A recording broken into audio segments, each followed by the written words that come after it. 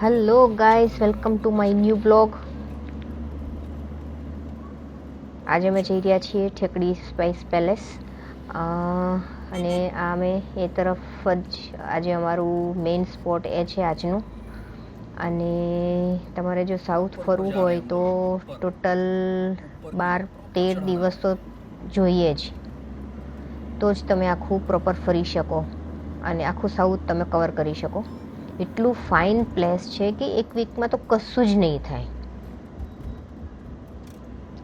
એટલે તમે જો ફેમિલી સાથે ટ્રીપ પ્લાન કરો તો એટલીસ્ટ 10 ડેઝનું તો કરજો જ, તો તમને વધારે મજા આવશે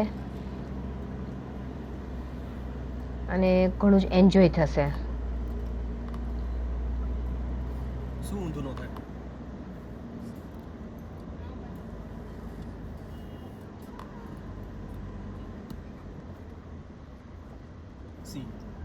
અને રોડ બી ઘણો સારો છે, એટલે તમને એ વાઇઝ બી થાક ના લાગે.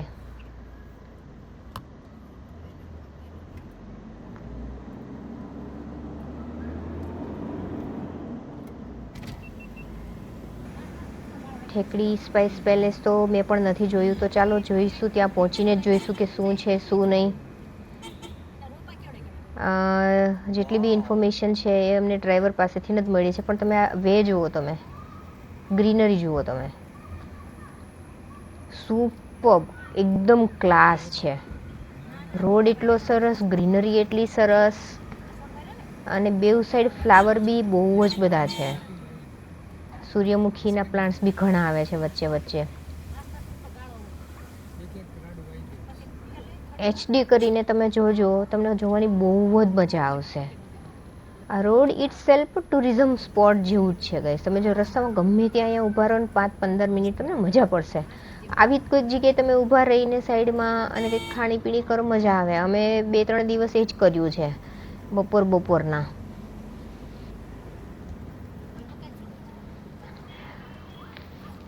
છે ને એકદમ મસ્ત, કંઈ ઘટે જ નહીં. જુઓ,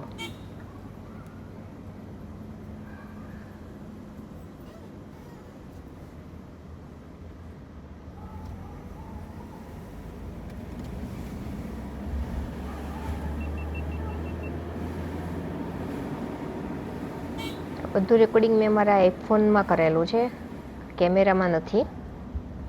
અને રિઝલ્ટ ઘણું સારું છે. કેમેરામાં તો, આઈફોનમાં તો 4K સેટિંગ બી છે, પણ હું ખાલી HD જ યુઝ કરું છું, કારણ કે પછી મેમરી ફૂલ થઈ જાય થોડી વારે, અને અપલોડ બી HD જ કરું છું.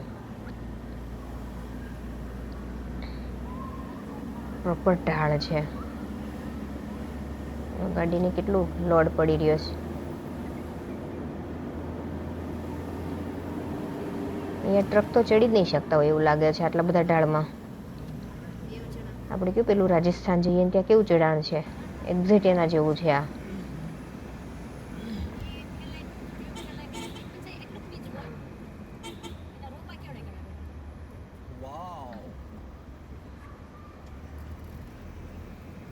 અહીંયા વરસાદ શરૂ થઈ ગયો, જો ફૂલ.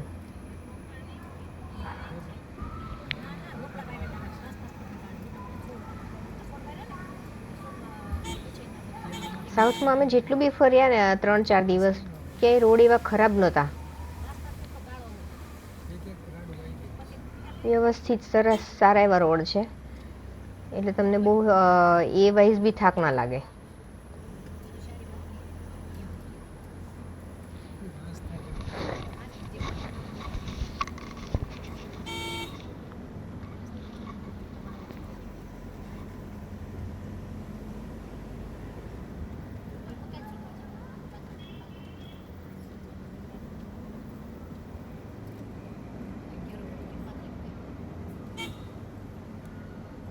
દસક મિનિટમાં અમે ઠેકડી સ્પાઇસ પેલેસ પહોંચી જઈશું.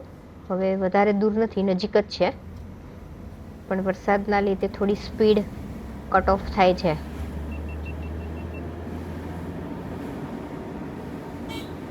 વાઇપરની સ્પીડ ઉપરથી તમને ખ્યાલ આવી જશે કે વરસાદ કેટલો છે.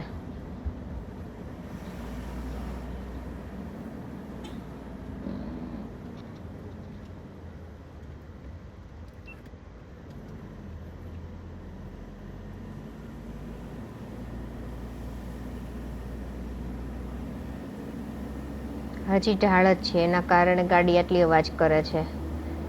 એન્જિન પર લોડ આવે ને.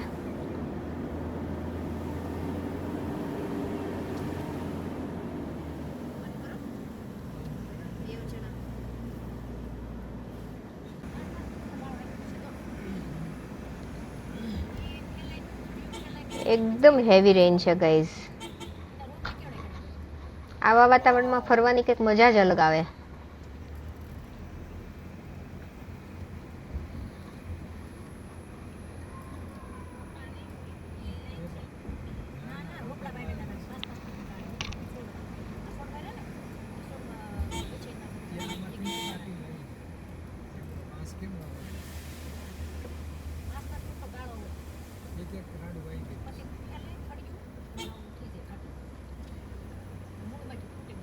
ગાડીમાં બેઠા બેઠા એક વસ્તુ જોવા મળશે તમને, કોઈ બી એક સબ્જેક્ટ ઉપર પીએચડી થઈ જશે તરત જ.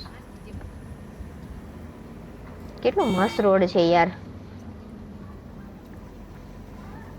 4-5 કલાક થઈ પણ થાક જેવું નામ નથી.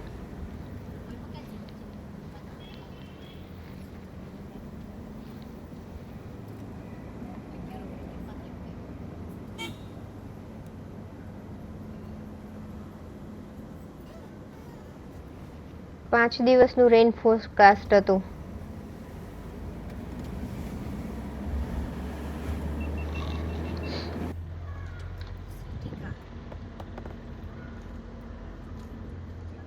આખા સાઉથમાં તમે બોર્ડ જો સિટીમાં આવો એન્ટર થાવ ને એટલા બધા દુકાનના શોપિંગ મોલના બોર્ડ વાંચજો.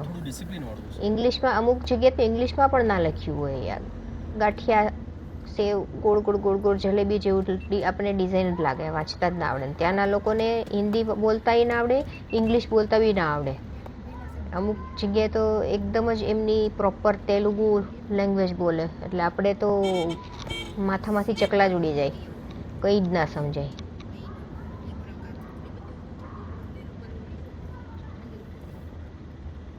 ખાસ જ્યાં રોડ ઉપર કંઈ શાકભાજી વેચાતું હોય, ફ્રૂટ્સ વેચાતું હોય, નાળિયેર વેચાતા હોય, દાળગોળા વેચાતા હોય, ત્યાં તમે ઊભા રહો ને જો કંઈ લીધું ત્યાંથી ખરીદી કરીને પછી પેમેન્ટ આપવા માટે કંઈ પૂછો ને તો એ લોકો બોલે આપણને કશું જ ના સમજાય ને આપણે બોલીએ એ લોકો ના સમજે. પણ જો બાજુમાંથી કોઈ પસાર થાય ને કોઈ વ્યક્તિને આપણે એને પૂછીએ કે ભાઈ આ શું કહે છે, કેટલા રૂપિયા, તો પછી એ આપણને કહે કે ભાઈ એ આમ કહે છે એવું.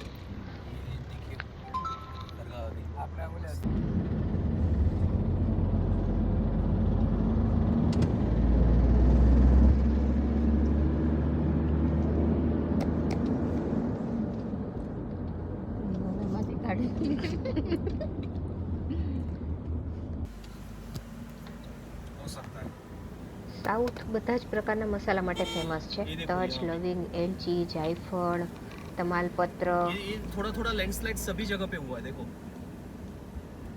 बारीक बारीक. અંગ્રેજો ઇન્ડિયામાં આવ્યા એનું કારણ આ હતું, એ લોકોને બિઝનેસ દેખાતો હતો. ગયા તો ગયા પણ પાછળ બીજું કેટલું બધું આ લોકો માટે બીજી બધી માથાકૂટ મૂકતા કે મેં તમને વાત કરી ને પેલી ચાના બગીચા છે બધા, એની ઉપર કોઈ કંટ્રોલ આ લોકોનો નથી. આસામ જુઓ, કોઈ બી સ્ટેટમાં 99 યર્સના લીઝ ઉપર એ લોકો ત્યાં રહીને બી એનો બધો પ્રોફિટ ત્યાં રહ્યા બધું પ્રોફિટ એની કન્ટ્રીમાં જાય છે. ખાલી આ લોકોના ભાગે મજૂરી જ છે.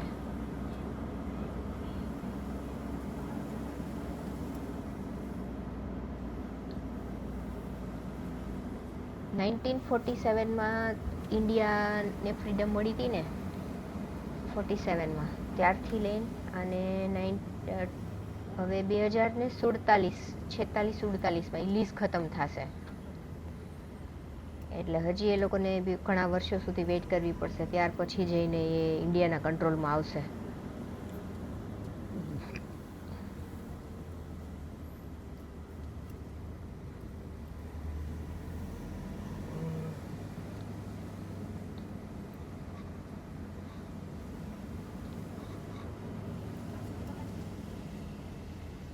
આ બધું કેવી વસ્તુ છે કે એ લોકો અહીંયા છે નહીં અને છતાં એ લોકોના કંટ્રોલમાં બધી વસ્તુ, જેમ આપણી વસ્તુ આપણી પાસે હોય છતાં આપણી પાસે ના કંટ્રોલ બીજાનો હોય. જમીનની જ વાત કરીએ તો કેવું કોઈ ના ગમે.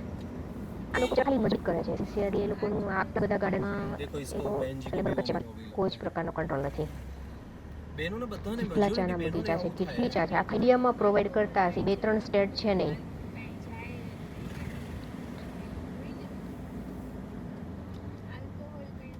અને પર એકર લીઝનો ભાવ પણ કેટલો ઓછો હોય એટલે જમીનનો ભાવ પણ કંઈ એટલો બધો ના મળે ગવર્મેન્ટને પણ આ કરાર બધા થઈ ગયા એટલે પછી એક વખત થઈ ગયા તો થઈ ગયા પછી એ કંઈ કેન્સલ તો થાય નહીં કરારના જેટલા વર્ષ ડીલ થઈ હોય એ પૂરું કરવું જ પડે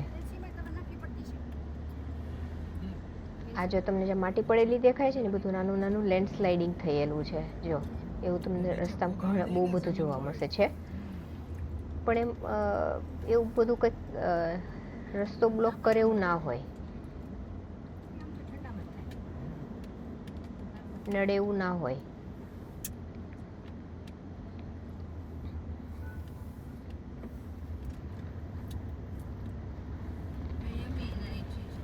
બસ હવે અમે અમારા ડેસ્ટિનેશન પર 5 જ મિનિટમાં પહોંચવાના છીએ એકદમ નજીક છે હવે અને હજી વેધર તો વરસાદ આવે એવું જ છે પણ સારું છે કંઈ એટલું બધું પેલું નથી મજા આવે છે ઉલટાની વરસાદ છે તો સારું છે સીધું એટલે નાકની દાંડીએ ધ્યાન રાખવાનું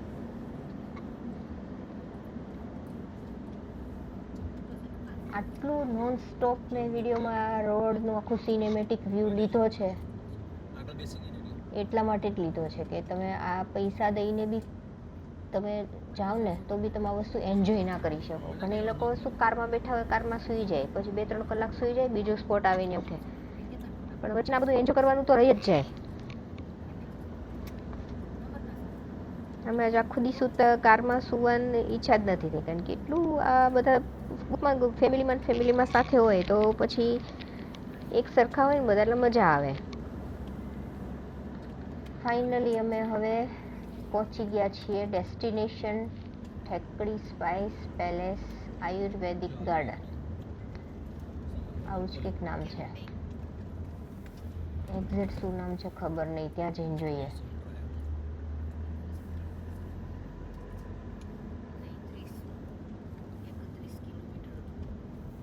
ત્યાં જઈને ટિકિટ બી લઈશું અને ગાઈડ બી સાથે લઈશું એક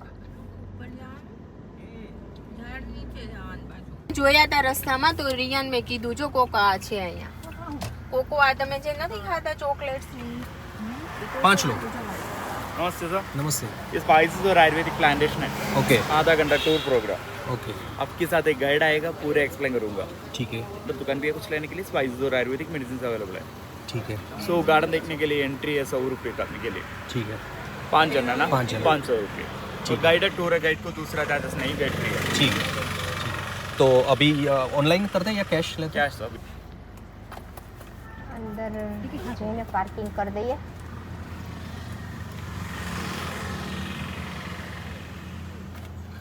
પર હેડ 500 રૂપિયા ફી છે આ જો અંદર આ એક ટાઈપના એવા ફ્લાવર છે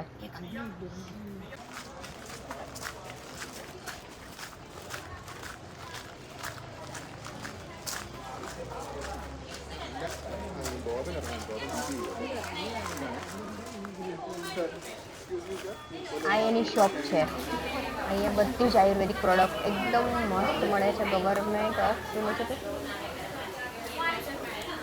જુઓ કેટલી પ્રોડક્ટ છે આયુર્વેદિક હવે વિઝિટ કરી લઈએ ને પછી એ લઈ લઈશું જો આ ફ્લાવર છે ઈદ ગાર્ડનમાં અંદર એનું નામ નથી ખબર પણ એમાં ગાઈડ જ કહેશે બધું શું છે શું નહીં બીજી ઘણી બધી વસ્તુ છે જો આ બી ફ્લાવર છે જો રેડ એન્ડ ગ્રીન આ સર અહીંયા ટીંગાય છે એવા યુનિક ફ્લાવર છે